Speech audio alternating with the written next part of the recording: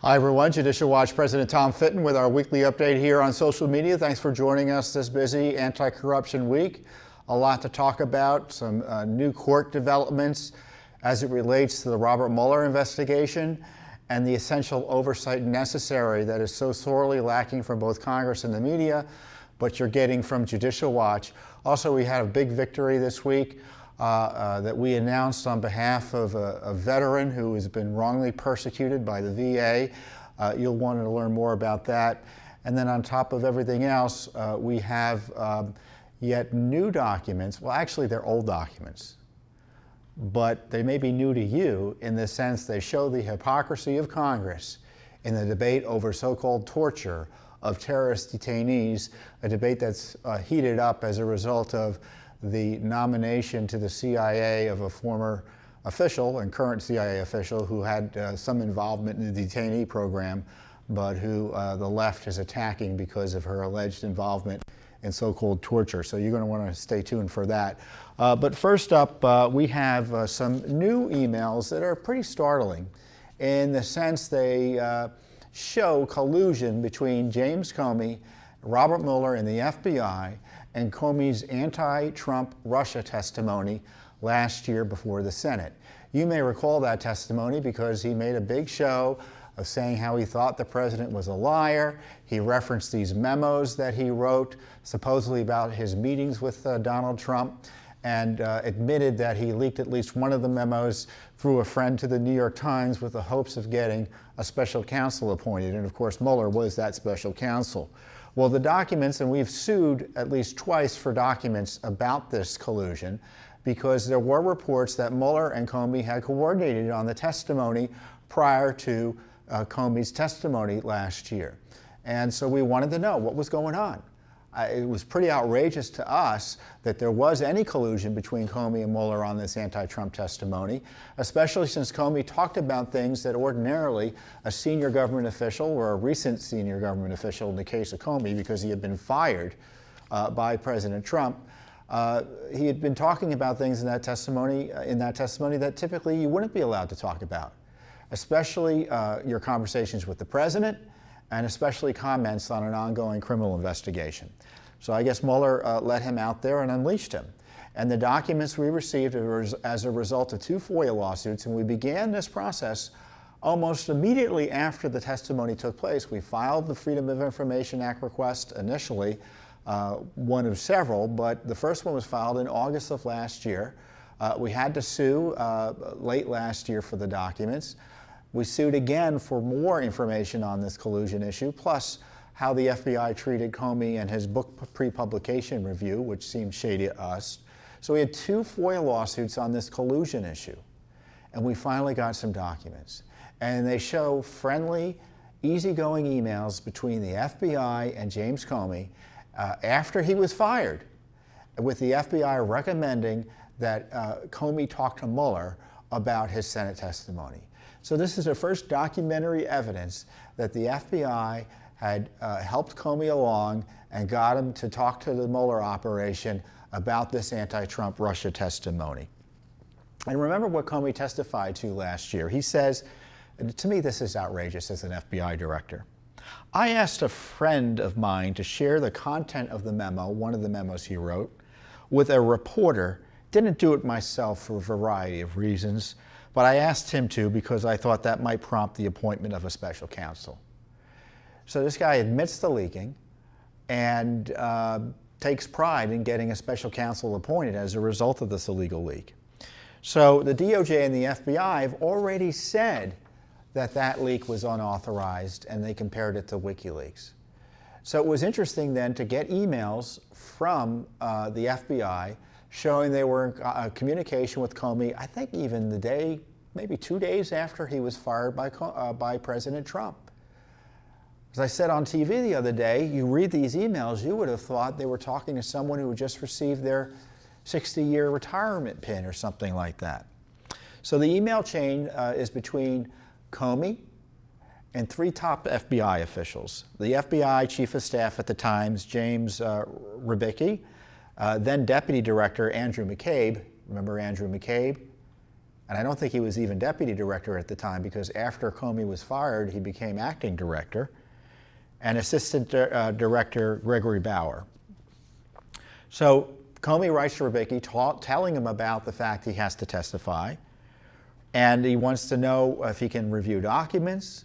He wants to know if there are any institutional prerogatives that the FBI wants him to take into account as he's to testify. And so Rybicki writes back and says that you should talk to Special Counsel Mueller to determine the timing of your testimony. So they're working not only with Mueller on the substance of the testimony, but the timing of it as well. And of course, the Office of General Counsel, this is the lawyer language here, stands ready to discuss with you in consultation with the Department of Justice and the Special Counsel institutional privileges or prerogatives that may be presented by any such testimony. Well, evidently they had zero institutional privileges or prerogatives, because if you look at the testimony, it was nothing but get Trump. And these documents show that Comey, who was fired by the president, had easy and friendly access to the FBI almost immediately upon his firing. And, you know, this leads to the collusion that we're talking about. Not Russia collusion, but collusion between Comey, Mueller, and the FBI and Justice Department in their Get Trump effort. So this is just the tip of the iceberg, potentially, because we still don't have a lot of information I think we're due under these lawsuits. But it's remarkable, these series of emails, because they show that Comey and Mueller and the FBI and Justice Department were colluding on Comey's testimony. Now, did they know what he was going to say ahead of time? I would guess so. And you can bet that Comey wouldn't have said anything that would have hurt, if he was told not to by Mueller or the Justice Department and FBI. So what I find is outrageous is that he was allowed to share privileged conversations with the president, and he was allowed to use memos that the FBI created. He was FBI director when he created those memos. Don't believe they were personal memos. And he was allowed to use those in his testimony as well. You know, and I've been around here in Washington a long time. I know I know, generally speaking, how these Senate and congressional appearances and House appearances go.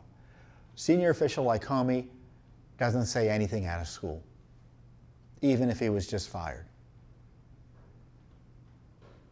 And the memos show, again, that the Department of Justice and the FBI and Mueller were treating Comey as if he was just retired honorably by the president, as opposed to someone who'd been fired. And by Comey's own admission, he said he wasn't allowed back on the property. And you look at these emails, they're still calling him director. So I encourage you to go to our website at judicialwatch.org and look at the emails yourselves, draw your own conclusions, but I thought I'd describe them for you there. So we had some modestly good news, very interesting news this week as well, in our effort to hold Mr. Mueller accountable to the rule of law. Someone's got to do it. You may recall last week, Judge Ellis in Virginia really laid into the special counsel during a hearing in one of Paul Manafort's criminal cases. So the Justice Department, or Mueller, has pursued charges against Manafort in 2 different jurisdictions. Again, just because they can do it. Can you imagine being charged by the federal government in 2 different jurisdictions? There's no good reason for that other than to stick it to Manafort. So Manafort is making the allegation that these charges and the investigation by Mueller is beyond the scope of Mueller's authority. Now, when Mueller was appointed, he was appointed to investigate Russia collusion between the Trump campaign and the Russians. Now, obviously, there's nothing there, so there's not much to investigate. So he starts investigating Manafort's connections to a Ukrainian entity, whether he evaded taxes, and as I've said repeatedly, whether the cost of his suits were in accordance with his income. Yeah, I'm not kidding. When they raided his home in an early morning raid with guns drawn, it resulted in Mueller's team photographing his suits. Do you think that's why we should be having special counsels? I don't you probably agree with me. That's not what we should be having special counsels be, that's not what we should have special counsels do. If there's something related specifically to the president, investigate that in a constitutional, fair way. So anyway, getting back to this case, they're pushing, and Judge Ellis is pushing, based on Manafort's allegations, that he was acting beyond his authority in pursuing these additional charges against Manafort. And Judge Ellis wanted to know, well, what's your authority? And so the Justice Department suggested that Ellis couldn't read the basis for Mueller's authority in this area. And Judge Ellis says, oh, yes, I can, and I want the document within 2 weeks. And the Justice Department, interestingly, said, again, you know, when you hear the Mueller special counsel operation, don't be distracted. It's the Justice Department. This is a Justice Department operation, and the senior leadership of the Justice Department and the FBI are responsible for everything Mueller does is Mueller. They're telling the Judge Ellis that the authority that Mueller is operating under also arises from private conversations or a series of oral communications between Rod Rosenstein, Mueller's putative supervisor, and Mr. Mueller and the special counsel's office. You know what? If that doesn't tell you there's some corruption going on, I don't know what does. The idea that you would have a special counsel be given secret direction by the Deputy Attorney General of the United States is just unbelievable to me. What country do we live in that, forget about having a special prosecutor, but when you have a prosecutor charged in secret investigating people, the special counsel is designed to reassure you that justice is being fairly administered. How can you be reassured if they're doing everything on the sly? I'll say it once and I'll say it again. I've never seen such secrecy around a special counsel investigation or any independent counsel investigation. There's no reason for it. There's no legitimate reason for it. And if they want to go off to the side and investigate non-Russia crimes, the Justice Department can do this.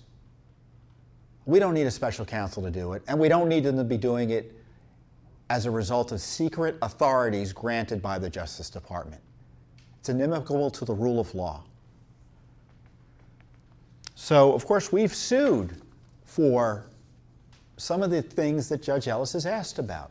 He was asking last week about their budget, the special counsel budget. He was asking about the scope of his authority. And I say thank God for Judge Ellis, because he's the first federal judge who has directly asked these tough questions of Mr. Mueller. Not even Congress has done anything like this. Even those that we think are really hard charging on this, they've avoided confronting the Mueller oversight issue directly. So Judge Ellis was asking the same questions that Judicial Watch has been suing in court about and been getting the runaround on for months and months and months. We've sued asking for the scope of his authority. We've sued asking for what his budget is, what his proposed budget is, and we've been getting the runaround. In terms of his proposed budget, this Justice Department doesn't want to give us anything. They say it's pre-deliberative, which is garbage in terms of a legal argument. And they wouldn't even confirm or deny that there were authority memorandums or scoping memos that existed detailing what the authority and power of Mueller was. Well, that they denied until recently, because in another case in which Manafort's challenging the government, they did file a heavily redacted document written on August 2nd by Rod Rosenstein that I've discussed before that seemingly grants Mr. Mueller investigative authority into the Ukrainian issue. Well, the memo is very interesting because it was written on August, and it's written in a way that suggests that he had this authority from the moment he was appointed 4 months later. Another CYA memo written by the Justice Department to protect the Mueller operation. And it's heavily redacted because you can see this is the public document. Page 2, page 3. So thanks to the publicity around Manafort's case, they had to admit the document existed, and they finally had to admit to Judicial Watch that it existed as well. And so they finally gave us the document. It had been filed publicly last month. It took them a month to tell us that it was subject to our FOIA request, and they produced it to us. But interestingly, they said that we will take a look at the document and evaluate whether there's additional information that they can release. So those blacked out portions, they may release more information to us. So this is a really good development in the sense that we're pleased that Judicial Watch's lawsuit, in combination from the pressure from the judiciary, Judge Ellis, may lead to further disclosures as to what Mueller is exactly up to. You know, I think the Mueller investigation is out of control and should be shut down. He's not he's not subject to appropriate constitutional oversight. He's just investigating a person as opposed to crimes, and just walking around thinking of things to do, it looks like, to keep himself in office. The Mueller investigation is on the ropes. You won't read this in the media, but let me tell you why I think it's on the ropes. You had Judge Ellis call him out last week, and you had another court. You may recall they sued the Russia, or not sued, they prosecuted or filed an indictment. It was actually a press release, it was so poorly written, charging these Russians with interfering in our elections or attempting to interfere in our elections. Now, the big joke was that because they were Russians who were living abroad and there were some Russian companies, that the case would never be prosecuted. So the Mueller could say whatever he wanted to say in that indictment and it would never be subject to testing in court. And many think, including me, that they did this indictment to justify Mueller's continued operation. What was interesting also about the indictment, it confirmed, and the Justice Department through Rod Rosenstein confirmed it in discussing it, that there were no Americans involved in this Russia effort to influence our elections. So the difference here is that you had Mr. Mueller last week obviously trying to move forward on the Manafort investigation, but on the Russia case, guess what they were trying to do? The thing they're supposedly allowed to investigate. Even that case has no collusion. They were trying to stop that from going forward because what the Russians did, being as cagey as they are, their companies came in and said, well, we want to defend ourselves in this case. I don't think Mueller's team was expecting that. Because once you show up in court as a defendant, you have rights to documents the government has about its case, both for your case, you know, in terms of the case against you, and they have to turn over documents that could be exculpatory. And the Russians were happily asking for those types of documents. So Mueller was trying to stall the continuance or the continuation of that case. And the court said, no, you got to proceed. So in addition to being unconstitutional and out of control, they can't even focus on the Russians correctly, and they're being made fools of by Russia intelligence, by all accounts, and our own federal court system. Unconstitutional and incompetent. That's the Mueller investigation. So we've got this nice development of getting new documents, and we've got at least one document talking about Mueller's scope and authority. We may get more from that document. Let's hope the Justice Department and FBI finally do the right thing. But we know there's this transparency and secrecy crisis at the Department of Justice and FBI. You may have seen that Congress was threatening Devin Nunes and Trey Gowdy, two key committee chairmen on the House, were threatening to hold the Justice Department in contempt over its failure to provide information about what it looks like to be more Obama gang spying on the Trump administration. Excuse me, the Trump campaign. Because it looks like the FBI, according to reports in the Washington Post and Kim Strass at the Wall Street Journal editorial page, have put this all together And when you look at what Nunes is asking for, they want to know what the heck were they doing spying on the Trump campaign, and who were they using to spy on them? And the FBI and DOJ say, oh, no, that's classified. People will die if we find out what's going on. Oh, don't you believe it? They're just trying to protect themselves from embarrassment and scandal. And it took a threat of contempt before further discussions even took place at the Justice Department. We don't know how they're going to turn out. But you can bet there's going to be another shoe to drop, one of 5 or 6 more, that is just going to be just as bad by all accounts as the Clinton DNC dossier that was misused and abused through the FISA court process and other means to target the Trump team by the Obama gang at the FBI and DOJ, and frankly, even probably by Mueller. And all indications are they were spying on the Trump campaign through another person. Then we had revelations this past week. Remember, the Justice Department and FBI had heavily redacted the House intelligence report on the Russia issue. Well, it turns out some of those redactions were to protect the fact that James Comey had orchestrated the ambush interview of General Flynn, and that the FBI came away from that interview thinking that Flynn hadn't lied. They had tried to redact that from the American people. So you can bet this latest fight is more secrecy to protect corruption. So we're going to be asking for those documents. We probably already have, so we'll see what we get there. But it's not just Judicial Watch is being given the runaround. I mean, there are some folks in Congress who are taking our lead and pushing hard. And they got to really push hard. We go to court. Congress has other powers. But this Justice Department is at war with transparency on these issues.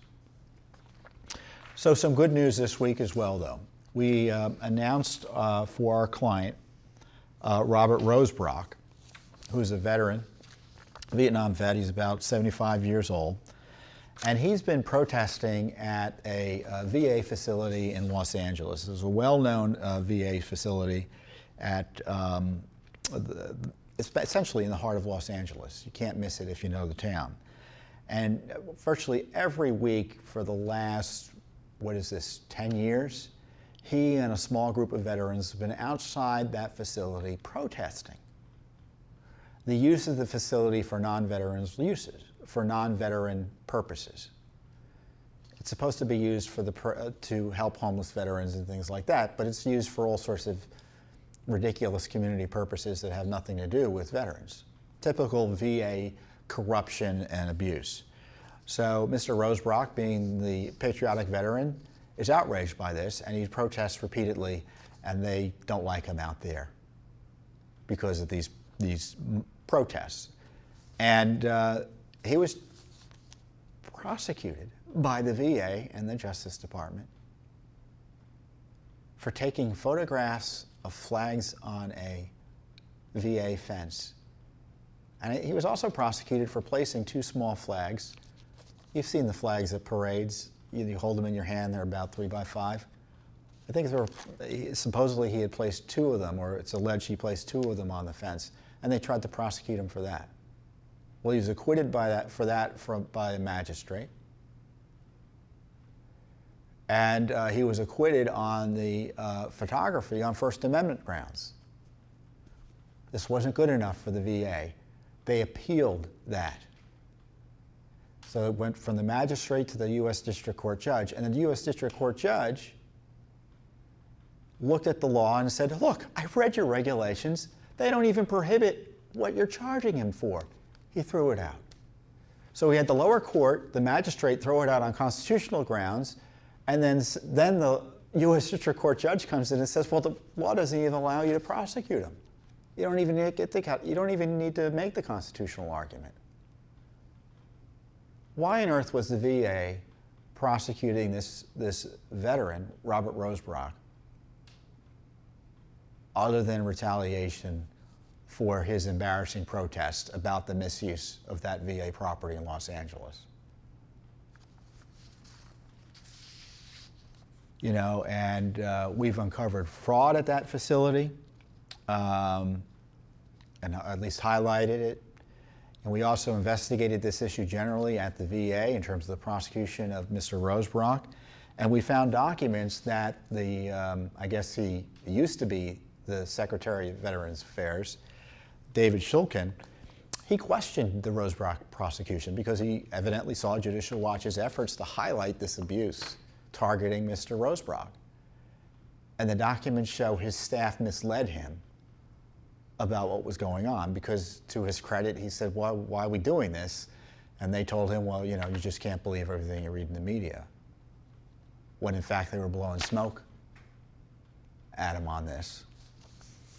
So it's good that, obviously we're so pleased that our client is going to face any criminal penalties as a result of a prosecution, but isn't it outrageous? We had to fight, not once, but in 2 courts to protect them from being persecuted and prosecuted by the VA and Justice Department. And frankly, the president should ask, who at the VA and DOJ is responsible for the persecution of our client, veteran Robert Rosebrock, for exercising his First Amendment protected rights? So when you see these stories about the VA, and I know there are major issues there, but this is a very good example of just how to control that agency is. And Judicial Watch was in court trying to protect a veteran from being put in jail by the VA for protesting what the agency was doing with one of its most significant properties the agency holds in all of the United States. So I'm glad we're able to help Mr. Rosebrock, but we've got to end that corruption at the VA, and I hope the ending of this case draws the attention of VA leadership and maybe even the White House. So before I go, I want to talk to you also about this controversy with Gina Haspel, who is the nominee for the CIA director. Now, I don't know much about Ms. Haspel other than she's a longtime employee of the CIA. She's liked by both Republican and Democrat appointees over at the CIA. Even Brennan, the horrible CIA director under President Obama, likes her.